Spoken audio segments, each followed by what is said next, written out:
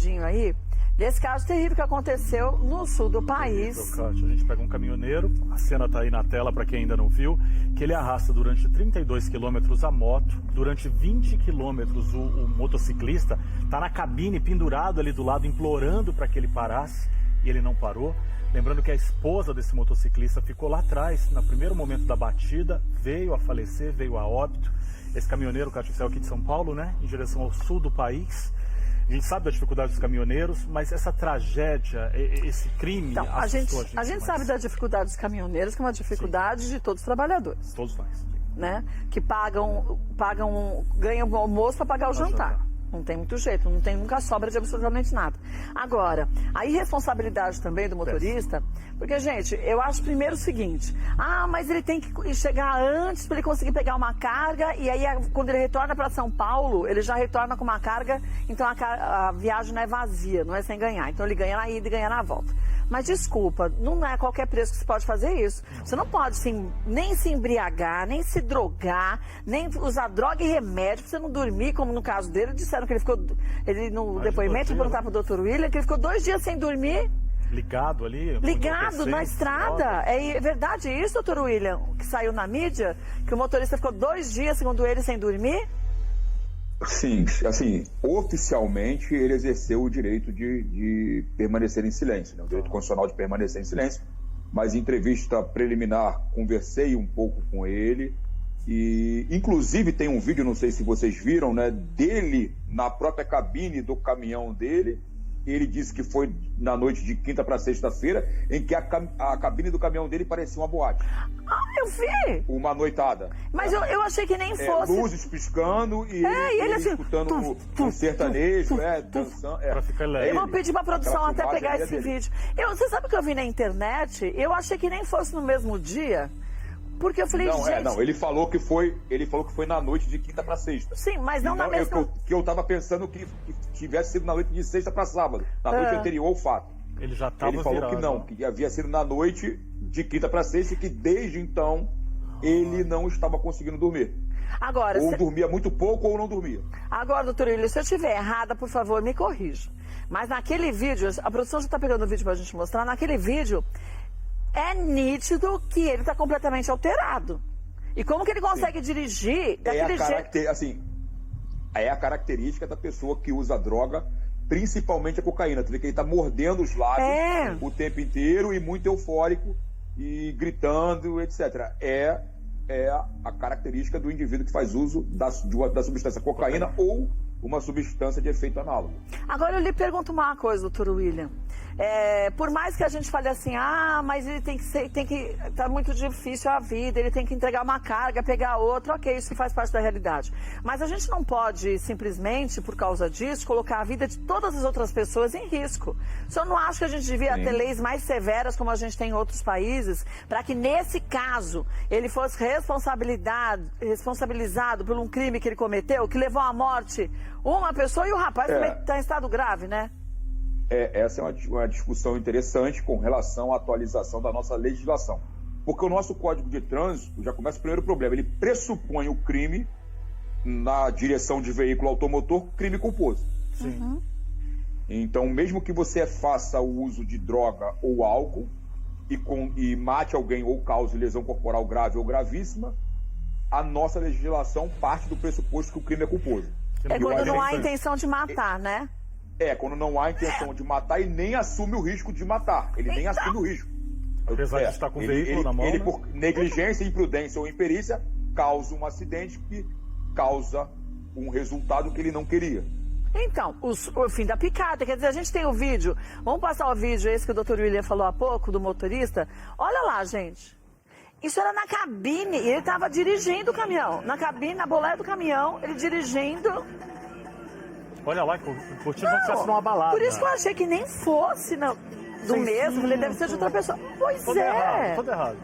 Não, todo errado. E olha o jeito. Olha lá. Tá fora de si, né, doutor? O que o doutor falou, é completamente a característica tem de outro, drogado. né? Tem um outro, né? Tem um outro. Tem o outro na sequência também, que ele tá até pior, que ele tá assim, né? Eu falei, mas como que ele tá sem a mão no volante? E depois mostra a frente e ele na estrada, né? Sim, mostra a estrada.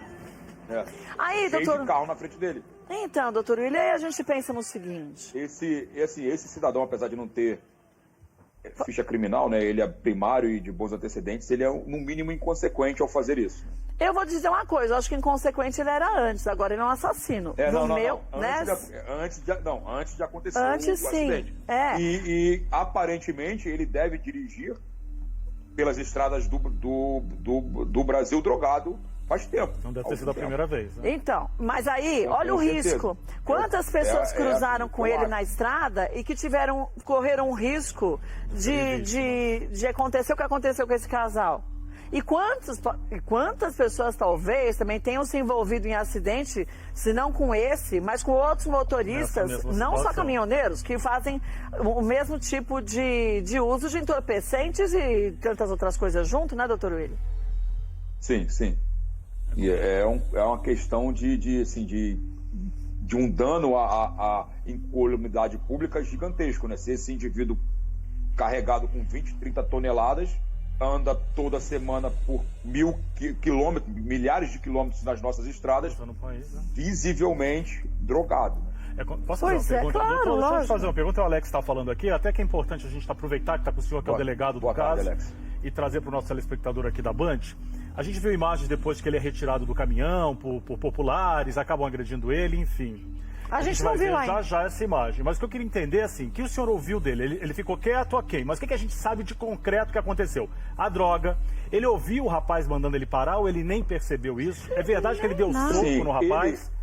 Sim, eu fiz uma oitiva preliminar da vítima no hospital e a vítima me relatou, assim, pelo que ele lembra, o que houve, né? Ele estava conduzindo a sua motocicleta mais ou menos do município de Penha, quando foi atingido, ele nem sabia pelo que, ele foi atingido. Tá. Ele se recorda que a esposa caiu e ele desfaleceu. Ai, desmaiou na A esposa moto. saiu, ele lembra que a esposa, assim, caiu das costas dele, que ele não sentiu mais a esposa, e desfaleceu em cima da moto. Ele falou por aproximadamente, né? Ele ficou desfalecido por aproximadamente 5 minutos, porque do local do impacto e onde ele acordou, porque ele conhece bem a estrada, né? Ele já acordou perto do município de Navegantes, na BR. Então ele foi arrastado por mais, assim, a quilometragem eu não sei, mas ele falou que ficou desacordado por no máximo 5 minutos. Mas eu imagino, Deus que me livre, gente, a gente imagina, mas a gente não consegue...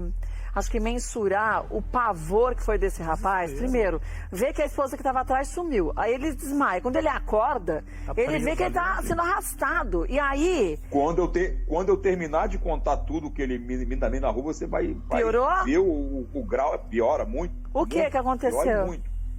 Então, ele sinalizou, tipo, dali da frente, sinalizando, da moto sinalizando pro caminhão. E o cara do caminhão fazendo assim, ó. Tipo, sai daí. Tipo, vai. Sai daí. Sai da frente. Ah, ele nem viu. O motorista nem conseguiu ter a lucidez de achar que a moto estava presa no caminhão? Não. Aí o condutor da motocicleta viu que o caminhão em nenhum momento faz menção de que vai frear. E sempre em velocidade alta, tipo assim, por volta de 100 km, porque ele falou que entre 90 e 100, e o caminhão bateu nele e continuou na mesma velocidade. Mas qual a carga do caminhão? Ele se recordou.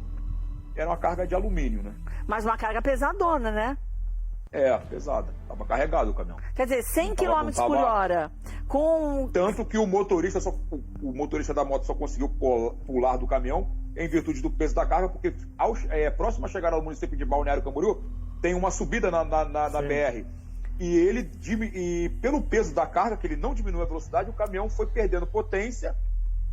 O condutor da motocicleta percebeu que estava numa velocidade bem menor. Pulou. Ele se jogou no asfalto e saiu rolando e conseguiu se salvar. Mas antes, ele saiu rastejando pela frente literalmente do caminhão até chegar na porta do motorista. Sim. E eu falei... Segurou no limpador do para-brisa, segurou numa alça lateral que tem no caminhão e escalou, né? Foi escalando, segurou no retrovisor do motorista e chegou naquele local onde nós temos as filmagens, né? Mas, doutor William... Mas isso ele falou o motorista em alta velocidade. Sim, não diminuiu a velocidade. A 100 Tava mais ou menos 100 km por hora. E ele escalando. Se ele caísse ali, ele iria morrer. Tragédia maior. Mas eu vou lhe falar uma coisa, doutor William. Mas nem num roteiro daqueles de filmes pesadões, sabe aqueles filmes terríveis, a gente não pensaria numa situação dessa. Porque é tão surreal. Sim, surreal. Tanto que quando ligaram para a DP falando da ocorrência, eu achei que fosse até trote. Quando o meu policial me narrou, eu não tinha visto as imagens ainda, doutor, aconteceu isso, aquilo... sério, né? É verdade? Gente... E ele dialogou com o motorista ali na cabine? Ele conseguiu ainda falar? Falou. Implorou para que parasse o caminhão. Eu não terminei. Implorou que parasse por diversas vezes. E o motorista do caminhão só falava, quer morrer? Quer morrer? Eu não vou parar o caminhão. Eu não vou parar o caminhão. Foi enfático em dizer que não ia parar o caminhão. Aí o condutor da motocicleta percebeu que o motorista estava drogado. Embriagado ou drogado. E no trajeto ainda, o motorista do caminhão começou a dar soco. Para ele cair? No motocicleta, para ele cair no asfalto. Ai, gente, que crueldade. Olha, a gente tem as imagens... Porque tanto que, tipo assim, o depoimento da vítima me levou a tomar a atitude que tomei para a capitulação jurídica dos fatos. Sim. Porque geralmente, assim, Kátia, a gente tem que ter ciência que o nosso código ele pressupõe um crime culposo. Sim. Quando foge essa regra, é crime doloso, mas com a assunção do risco de causar o resultado. E a rapidez... Então a pessoa também não quer causar o resultado, mas assume o risco de causá-lo, que seria o dolo eventual. E na minha opinião, o dolo opinião também não estaria, não abarcaria esse caso por ele ser muito sui generis. Porque tem discussão jurídica para todo lado de que o dolo eventual não pode ser conjugado com eventual tentativa de crime de homicídio, além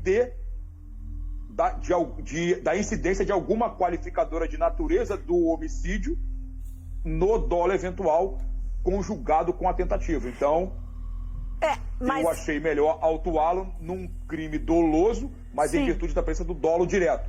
E isso foi muito bom e muito rápido, tanto da sua parte como da sua equipe, para conseguir juntar todas as provas para que, de fato, o motorista conseguisse ser preso. Porque, senão, podia responder em liberdade, aquelas histórias todas que a gente sabe como funciona. E a gente tem o vídeo mostrando na hora que o caminhão parou, o que a população foi fazer, para você, em casa, ter uma ideia que, imagine, o rapaz da moto, que está pendurado do lado ali da porta do caminhoneiro.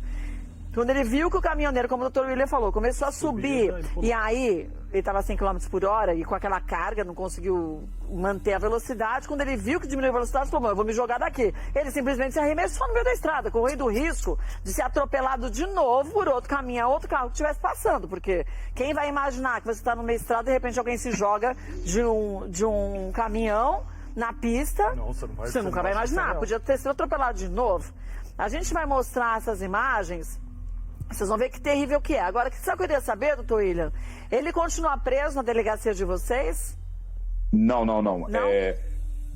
Não, assim, preso ele está, mas não na delegacia. Tá? Porque a delegacia faz o auto de prisão em flagrante, encaminha ao Poder Judiciário e fica aguardando se o Poder Judiciário vai ou não converter a prisão em flagrante em preventivo. E nesse caso, o Poder Judiciário converteu a prisão em flagrante dele em preventiva e ontem mesmo ele já foi encaminhado ao presídio aqui da nossa região, ao complexo penitenciário aqui da nossa região. Agora a gente tem, né, gente, antes de mais nada, que pensar e volta a dizer, a gente rever as leis do nosso país, porque eu vejo o veículo, seja ele qual for, como uma arma em potencial. Se você assumir o volante, você está assumindo o risco que você está causando aos outros. Né? Entendeu? Então, olha, eu vou falar, eu amo estrada. E às vezes a gente vê caminhoneiro, motorista de ônibus, motorista de carro, motorista de moto, fazendo umas coisas, você fala, gente, pelo amor de Deus, como que você pode ter uma lei que não puna quem está num volante, ele é responsável pelo que ele está fazendo?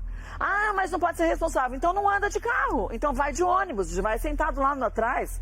Agora, a gente tem que tomar muito cuidado, porque quantas foram as vidas que, se a gente falasse aí, nos últimos 2, 3 anos, foram perdidas em situações assim, não só estrada, na cidade. Você não viu esses dias a nutricionista que foi julgada porque ela atropelou e matou o rapaz? O que ela fez? Pagou lá uma multinha, não sei o quê, prisão domiciliar e acabou. Tinha outro caso, talvez a gente mostre mais tarde, Kátia, exatamente isso. Que o cara agora veio com o carro, atropelou, o rapaz passou por cima do reboque, matou na hora. E aí? Chegou na delegacia, pagou 4.200 Então, no Rio de Janeiro e a família agora tá chorando morto.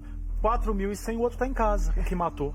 É um assassino. É justo isso? Não é justo. Eu acho assim, não tem desculpa, a gente sabe que é difícil, a vida para todo mundo tá fácil, mas não te dá o direito de você pegar um caminhão, um ônibus, um carro, uma bicicleta que fosse, uma moto, e você colocar em risco outras pessoas. Agora, isso é surreal. Chama atenção nesse caso, depois Se fosse outro país, desculpa te interromper, se fosse outro país, ele ia ser preso, ia ficar lá até mofar, viu? Porque não tinha jeito. É prisão perpétua. Agora, uma coisa que me chama a atenção, depois o delegado pode responder isso pra gente, Kátia, é assim, ok, tinha droga, ok, tinha um excesso, disse que não tem antecedentes, mas o senhor, pela experiência que o senhor tem na prática, para o senhor responder já, é falar o seguinte, tem uma questão de crueldade ali, por mais droga que esteja, por mais insano, Kátia, eu mas, não acho Alex, normal. eu acho que chega um ponto, eu nunca usei droga, porque eu sempre fui covarde, graças a Deus, tive medo de todas essas coisas, então nunca nem provei absolutamente nada, nem cigarro comum. Eu acho que chega uma hora que a pessoa está tão alucinada que ela já não sabe o que é realidade e o que não é, o que é alucinação. Porque eu acredito em gente má, mas uma condição, olha esse rapaz como estava, uma condição como essa. Ele tá fora de si. Ele tá fora de si. Mas, gente, com um homem do lado acordando, ele vai me matar, matou minha... Abre, socar. Não, mas é pior, se você ver esse será? vídeo, e tem a continuidade desse vídeo, ele tá fazendo assim com a mão fora do volante, mostrando a estrada. Ele tá com uma carga de 2 toneladas. Eu acho, é complicado A a gente 100 julgar, km mas por é hora. difícil, porque, coitado, Não esse é, homem mas- perde a Não, mulher o lance é o agora. seguinte, eu acho que ele tava fora de si, ok, só a gente consegue olhar pelas imagens que ele tá Sim. fora de si, pelos depoimentos, ele tava fora de si. Só que ele se colocou nessa situação fora de si, Foi uma então escolha. ele tem que responder Tem que se por isso, responsabilizar. claro. Não tem... Se fosse um surto psicótico que ele tivesse tido, né? Sim. Um problema psiquiátrico que a pessoa não tem controle, não foi escolha. Quer dizer, se soubesse, se tivesse diagnóstico e não tomou o medicamento, também seria o mesmo problema. mesma coisa. Mas é surreal. A gente vai mostrar para vocês o vídeo já do que aconteceu quando o caminhão parou. Sim. E aí, eu acho que, não vou dizer que é a parte mais triste, porque tudo nessa história é terrivelmente triste, mas a condição desse motorista, a falta de condição dele, né? Eu não vou dizer nem de estar dirigindo um caminhão, de poder estar andando a pé numa rua, quem dirá dirigindo um caminhão. Você vai ver a atitude dos populares ali, das pessoas ali perto da região, o que fizeram e como que a ação da polícia foi importante